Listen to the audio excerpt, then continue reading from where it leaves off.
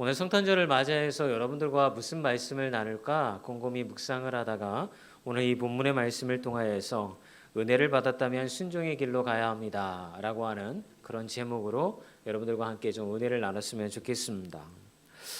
오늘 특송에도 은혜라고 하는 특성을 해줬더라고요.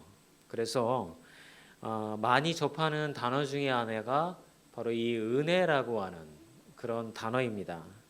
근데 여러분, 은혜라고 하는 그 단어가 어떤 의미를 가지고 있는지 여러분들에게 말씀을 드리자면 헬라어로 카리스라고 하는 그런 단어입니다. 그런데 이 단어는 어떤 의미를 갖고 있냐면 은혜, 호의, 친절 이런 의미를 갖고 있는 거예요.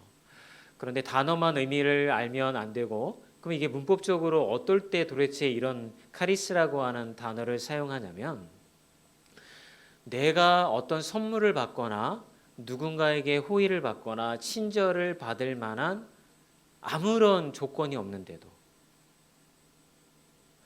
내가 그 사람으로부터 귀한 대접을 받을 만한 아무런 조건이 성립되어지지 않음에도 불구하고 누군가가 나에게 그러한 호의와 그러한 대접을 할 때에 이 카리스라는 단어가 옛날에는 사용이 되어졌다라고 합니다.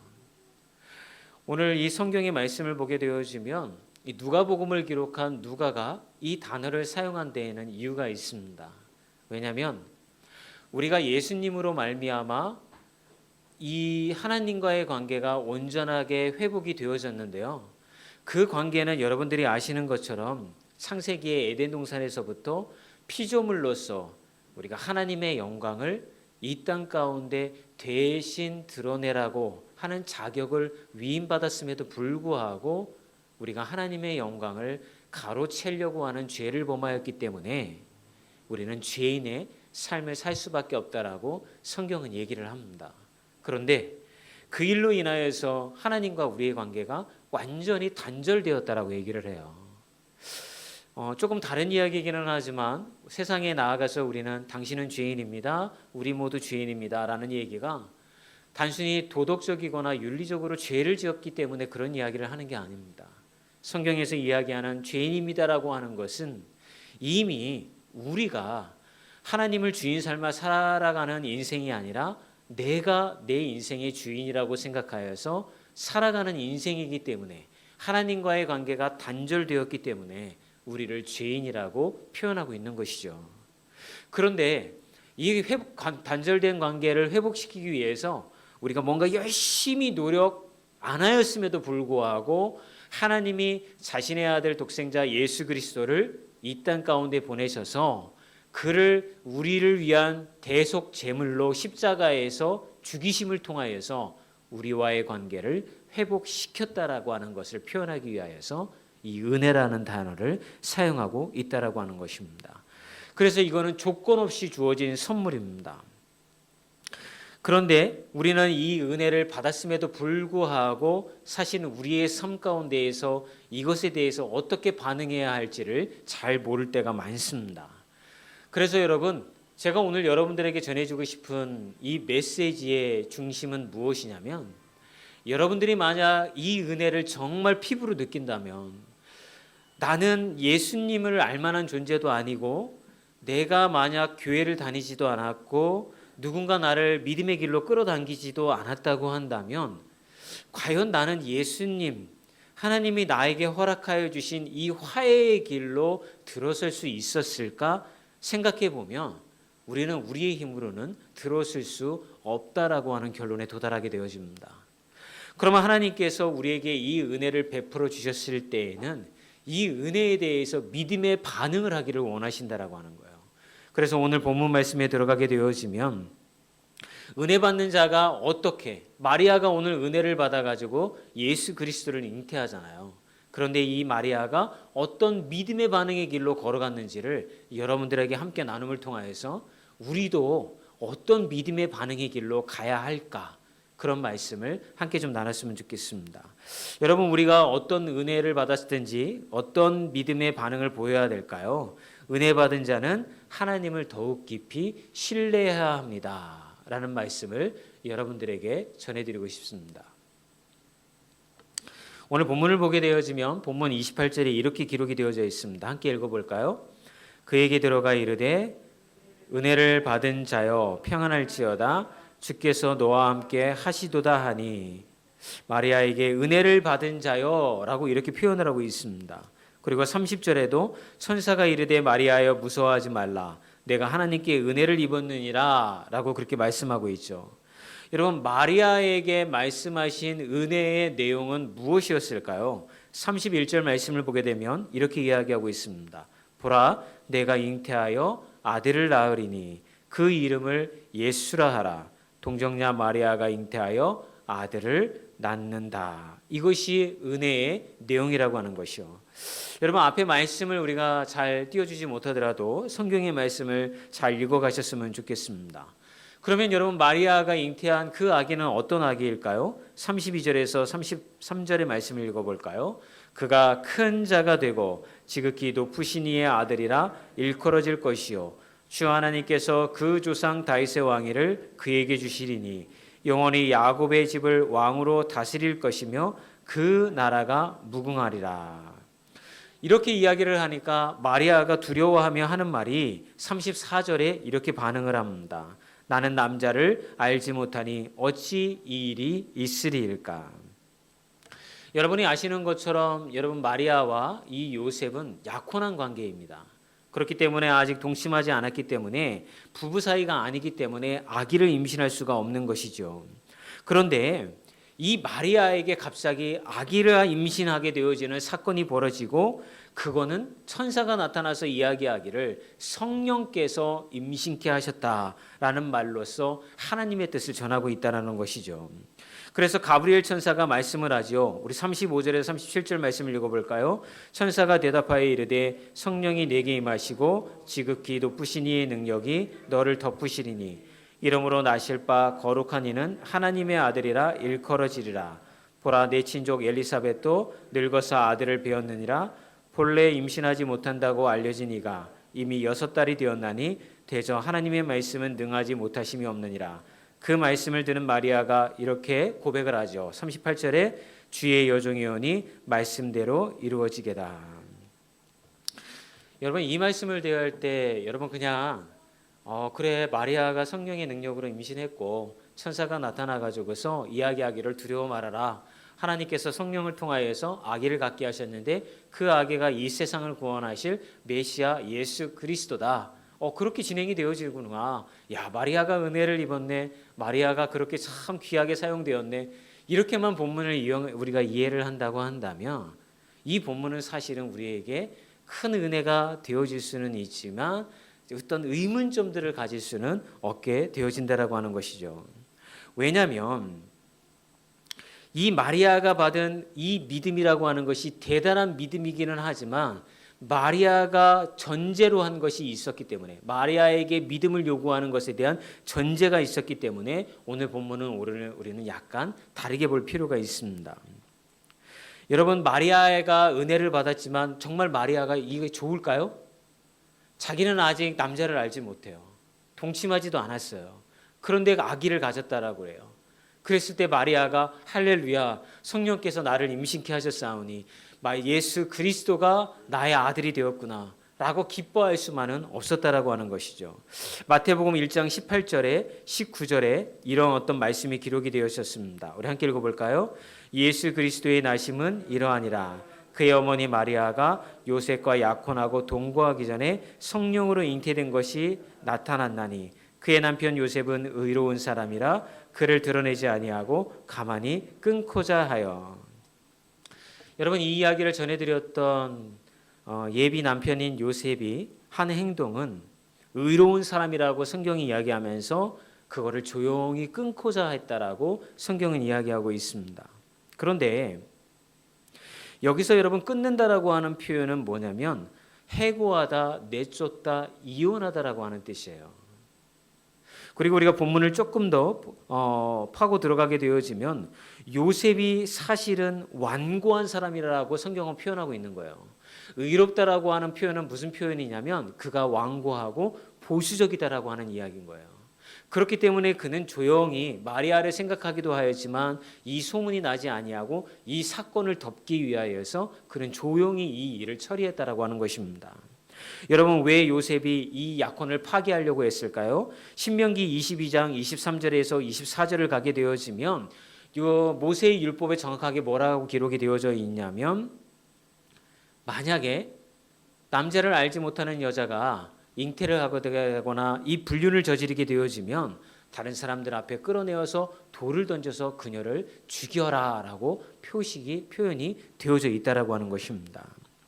그렇기 때문에 여러분, 이 사실이 알려지지 않게 하기 위하여서 요셉은 마리아의 목숨도 구하고 자신의 명예도 지키기 위하여서 여러분 이렇게 조용하게 이 사건을 요셉이 덮고자 한 것입니다.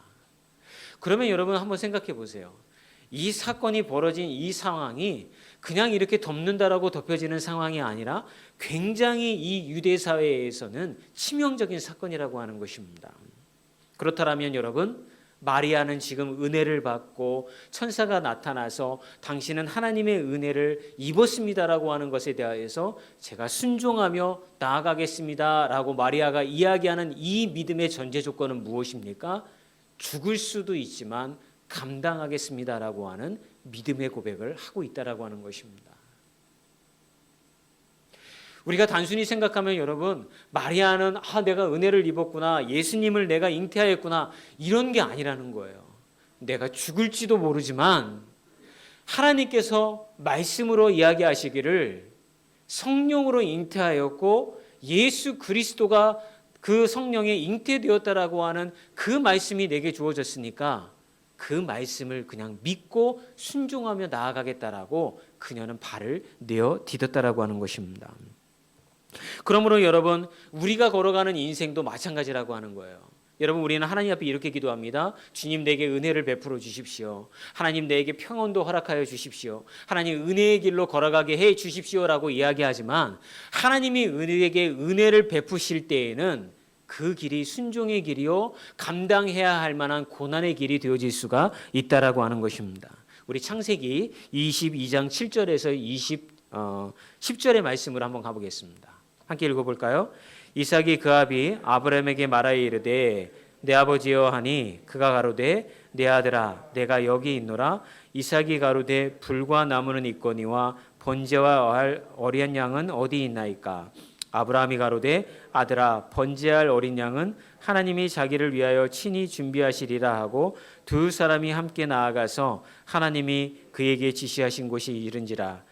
이에 아브라함이 그곳에 단을 쌓고 나무를 버려놓고 그 아들 이삭을 결박하여 단 나무 위에 놓고 손을 내밀어 칼을 잡고 그 아들을 잡으려 하더니 여호와의 사자가 하늘에서부터 그를 불러 가라사대 아브라함아 아브라함아 하시는지라. 아브라함이 가로되 내가 여기 있나이다 하매 사자가 가라사대 그 아이에게 내 손을 대지 말라. 아무 일도 그에게 하지 말라. 내가 네 아들 내 독자라도 내게 아끼지 아니하였으니 내가 이제야 내가 하나님을 경외하는 줄을 아노라. 여러분이 아시는 것처럼 아브라함이 자식을 달라고 하는 기도를 하나님 앞에 참 많이 했습니다. 그죠? 그리고 하나님의 은혜를 입어서 100세 때에 그가 이삭을 낳았습니다. 아마 난리가 났을 것입니다. 막 축제를 벌이고 역시 하나님의 말씀은 살아있는 말씀이야. 내게 주신 말씀이 거저 흘러가는 말씀이 아니라 하나님은 약속을 지키시는 하나님이야. 이 믿음의 고백들이 나왔을 것입니다. 그런데 그로부터 얼마 지나고 나서 이 이삭이 좀 자라나고 나왔을 때 하나님은 갑자기 아브라함에게 이삭을 모리아산에 바치라고 이야기를 합니다. 이 모리아산은 아브라함이 거주하고 있었던 그 집으로부터 약 3일 거리에 있다고 합니다. 그래서 아브라함이 짐을 챙깁니다. 종도 데리고 갑니다. 그리고 이삭도 데리고 갑니다. 여러분 3일 길을 걸어가면서 아브라함의 마음에 무슨 생각이 들었을까요? 차라리 이 일이 빨리 이루어져서 집 앞에서 이삭을 제물로 바친다거나 그러면 생각할 시간이 없을 거예요. 그런데 하나님은 모리아산으로 불러들이셨고 이 3일의 여행의 시간이 주어졌습니다. 3일 길을 걸어가면서 수많은 생각이 아브라함의 머릿속을 스쳐 지나갔을 것입니다. 주실 때는 언제고 갑자기 왜 바치라고 하는 거지? 내가 하나님 앞에 무언가 죄를 지었나? 아니면 도대체 하나님의 뜻은 어디에 있는 거지? 왜 이런 일이 우리 가정에 지금 벌어지고 있는 거지? 아마 수많은 고민과 갈등과 생각이 그의 머릿속을 스쳐 지나갔을 거예요. 아브라함은 한마디도 이삭에게 앞으로 무슨 일이 벌어질지를 이야기하지 않습니다. 그냥 침묵하며 묵묵히 걸어갑니다. 그러다가 이삭이 아브라함에게 질문을 던집니다. 아버지, 하나님을 향하여서 우리가 제사를 드리러 가는데 제물은 어디에 준비가 되어져 있죠? 우리가 제물을 준비하신 것 같지 않아요. 그랬을 때 여러분, 아브라함의 마음은 어땠을까요? 아마 완전히 무너져 내렸을 것입니다. 그러나 아브라함은 이삭에게 이렇게 얘기를 합니다. 이삭아, 걱정하지 마. 하나님께서 준비하실 거야. 여러분, 그 이야기를 했을 때의 아비의 심정은 어땠을까요? 아마 온 슬픔을 아브라함은 꾹꾹 눌러내리면서 그 길을 걸어갔을 것입니다. 그리고 어느덧 모리아산에 도착을 하였고 종은 산 밑에 대기하라고 일러놓은 뒤에 제사를 지낼 장작을 나귀에다가 싣고 그렇게 이삭만 데리고 산으로 올라갑니다. 산의 정상에 도착하고 제단을 만들면서 여러분, 이삭이 눈치채지 못했을까요? 아마 눈치챘을 겁니다. 자기가 제물이 되어질 수 있다라고 하는 것을 눈치를 챘을 것입니다. 여러분, 이게 결코 허무맹랑한 이야기가 아니라 그 당시 그대 근동 사회에서는요, 그 자식을 제물로 바치는 일들이 허다했습니다. 가나안 족속이 그랬고 온갖 이방 족속들이요, 자신들이 원하는 것을 이루기 위하여서 인신 공양하는 그런 제사법들이 이미 만연되어 있었습니다. 여러분, 이삭이 이미 그걸 알고 있었던 사람이에요. 그렇기 때문에 자기가 제물이 되어질지도 모른다라고 하는 것을 이삭도 어렴풋이 깨달았을 것입니다. 마침내 제단이 쌓여지게 되고 장작불이 거기에 놓여지게 되어졌을 때에 이삭은 아무런 반항도 하지 아니하고 제단 위에 가서 눕습니다. 성경을 보게 되어지면 여러분, 아브라함이 이삭을 향하여서 눈물을 흘리면서 너가 죽어야 한다라는 이야기를 한 것도 나타나지 않고, 이삭의 아버지, 제가 왜 죽어야 합니까? 라고 반항한 이야기도 기록이 되어 있지 않습니다. 성경은 그 모든 것에 대하여서 침묵합니다. 마치 장면으로, 영화로, 화면으로만 우리가 상상을 해보면 아무 소리도 서로 대화도 주고받지 아니하고 아브라함은 아브라함의 할 일을 하고 이삭은 이삭의 할 일을 하는 것처럼 영화처럼 그렇게 흘러갑니다. 그리고 마침내 아브라함이 이삭을 죽이기 위하여서 칼을 높이 쳐들었을 때 급하게 주의 사자가 아브라함아 아브라함아 라고 하면서 아브라함의 행동을 멈추게 되어줍니다. 여기까지는 여러분들이 너무나도 잘 아는 이야기죠. 그러나 여러분, 생각해 보십시오. 왜 하나님이 이 길로 끌고 들어가셨을까? 아브라함에게 그냥 이삭을 선물로 주셨고 그에게 기쁨이 되었다라고 한다면 이미 하나님의 말씀이 이루어진다라고 하는 것은 증명이 되어진 것입니다. 아브라함은 이미 은혜를 받았습니다. 하나님이 말씀대로 이루어질 것이라고 하는 것을 그는 경험을 했습니다. 하나님이 자신과 동행한다라고 하는 사실도 이미 그는 깨달았습니다. 여기서 멈춰도 됩니다. 그런데 하나님은 아브라함을 거기서 멈춰 세우지 아니하고 이해가 가지 않는 길로 아브라함을 끌고 들어갑니다.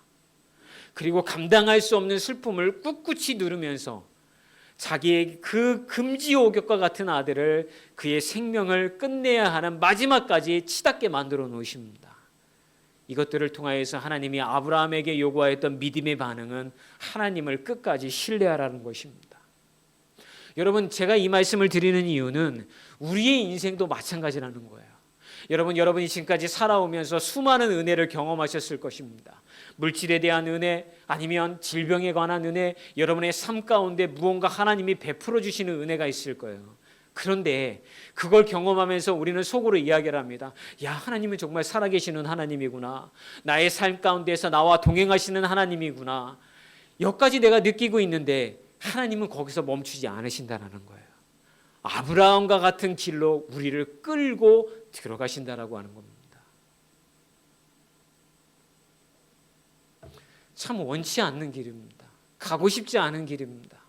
우리가 원하는 길은 하나님 그냥 응답해 주셨으면 내가 기뻐 하나님을 찬양하는 것에서 멈춰 세워 주셨어야 하는데, 하나님은 거기서 멈추지 아니하고 우리의 입술을 통하여서 우리의 삶의 믿음의 행위를 통하여서 내가 하나님을 정말 신뢰하고 있다라고 하는 것을 드러내는 극한적인 상황까지 우리를 끌고 들어간다라고 하는 것입니다. 그러면 여러분, 이것들을 통하여서 하나님이 우리에게 요구하시는 건 뭘까요? 첫 번째, 아까 말씀드렸던 것처럼 하나님을 끝까지 신뢰하라는 것입니다. 저는 지난주에 여러분들에게 로마서 8장 28절의 말씀을 통하여서 하나님의 택하신 자들에게는 합력하여서 선을 이룬다라고 하는 말씀을 드렸습니다. 그런데 그 길은 여러분 결코 간단한 길이 아닙니다.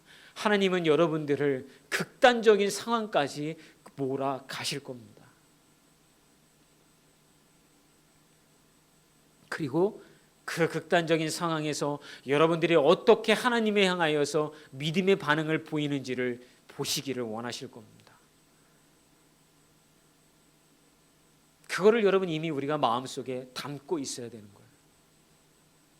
그럴 때 하나님이 원하시는 게 뭘까? 하나님의 뜻은 이미 정해져 있어요. 그런 상황에서라도 저는 하나님을 신뢰합니다. 죽이는 이도 하나님이시오, 살리시는 이도 하나님이시오, 나와 함께 하시는 이도 하나님이시기 때문에 저는 하나님의 것입니다라고 하는 믿음의 고백을 하나님은 듣기를 원하신다라고 하는 거예요.